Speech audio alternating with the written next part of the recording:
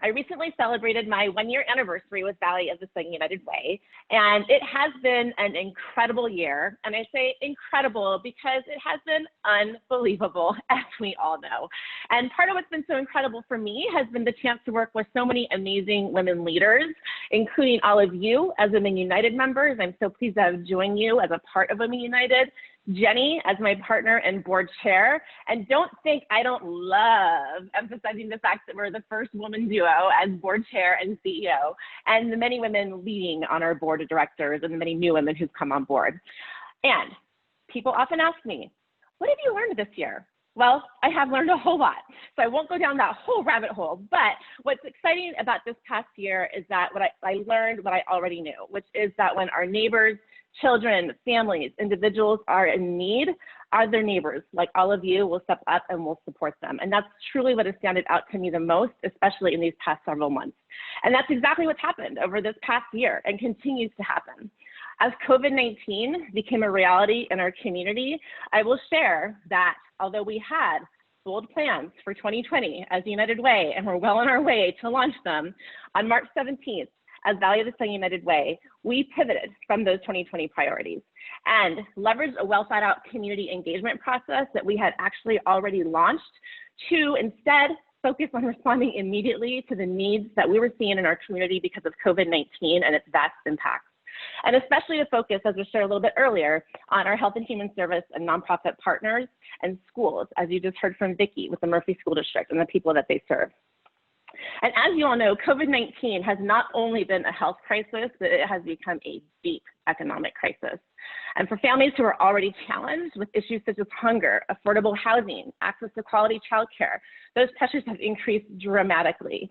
And our nonprofit partners saw increased needs significantly increased over the course of time. And during the same course of time that they were having to cancel events, just as we did with the events that we're here to celebrate today. And they were not able to have resources that they absolutely needed. Working parents, as you all know, face tough choices as schools were closed. I know many of us here understand that. And statistics around hunger only increased over the summer with children and their families. And job losses, which we all know have impacted our whole country and community, led to a crazy statistic that in June, Arizona unemployment claims were 700 times higher than they were in June of last year. And the need is not continuing, the need is continuing and is not slowing down. And it's really, as we all know, and as we've all seen, laying bare issues of equity.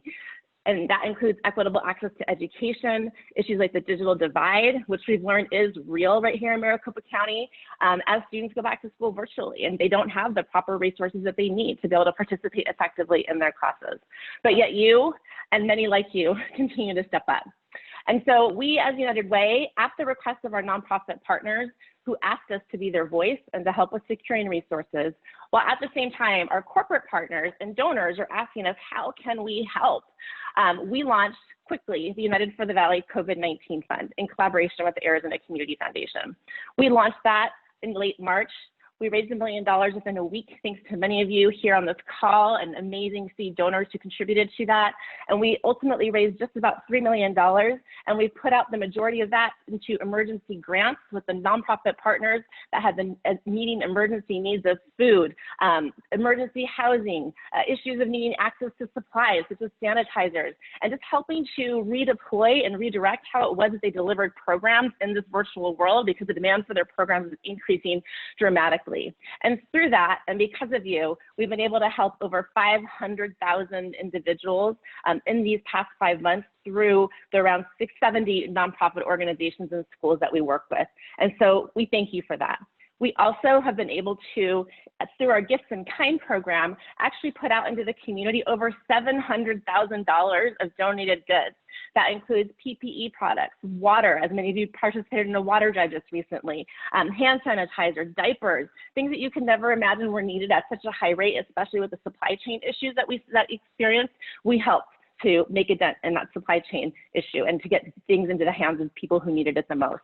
And we also, as United Way, adopted our own programs, including our virtual tutoring program called Velo, which originally was designed to provide tutoring within the classroom with folks like you at their offices giving tutoring through the computer.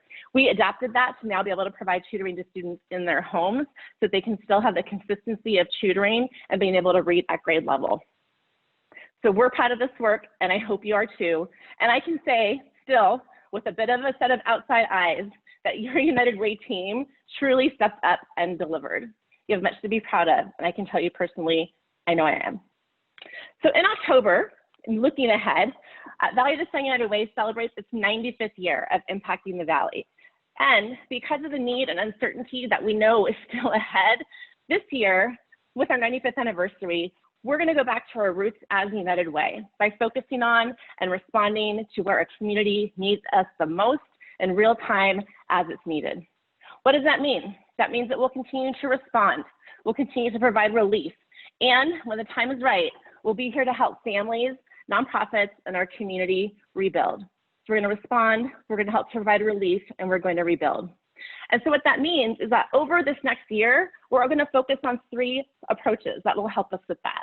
The first approach is we're going to launch the Valley COVID-19 Relief and Rebuilding Fund.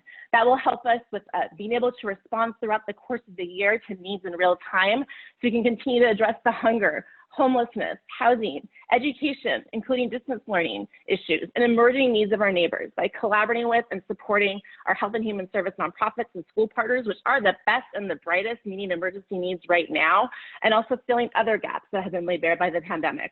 Some of those gaps include students being able to get access to food when they're not in school for themselves and their families, which many of them rely upon. Emergency housing assistance for families who have lost jobs. And also quality childcare and out-of-school programs. And we'll continue to do the work that we're doing to gather and to provide essentials such as masks, PPE equipment, and other needs to schools and to individuals and to our nonprofit partners who need them.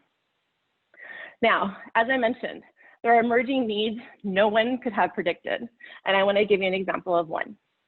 Maricopa County, the county of Maricopa, recently asked us as Valley of the Sun United Way to help launch and manage a program that assists families who have been impacted by COVID-19 with burial costs.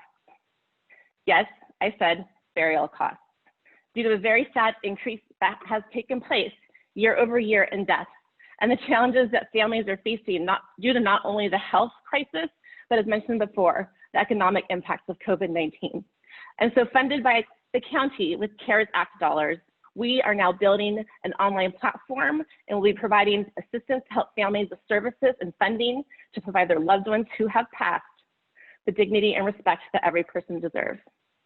United Way is incredibly proud and humbled that the county would trust us to be there for families at these toughest of times and being their partner in doing so. So that's an example of how we're going to be addressing emerging needs.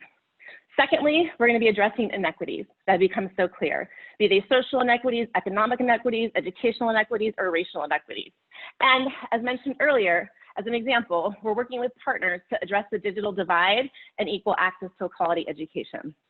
We are also doing our own internal work on diversity, equity, inclusion with our staff and our board. And we're exploring how United Way could and will support equitable access to quality healthcare, job training, and addressing systemic racism and other community needs as they emerge. And I saw someone put in the text box that many families are choosing to not bury their family members because they can't afford it and they're staying in the hospitals. And that's exactly right. That's why we're helping to address that issue. Finally, we're going to be relaunching our community-centered planning process that I shared that we launched earlier this year. And the reason for this is that we can together dream and think about what we want to see change over these next 5 years based on the issues that we're seeing facing our community today and that we want to make a difference on and move the needle around. And we're going to develop a 5-year impact agenda that's focused on long-term solutions and based upon input from our community, which includes all of you.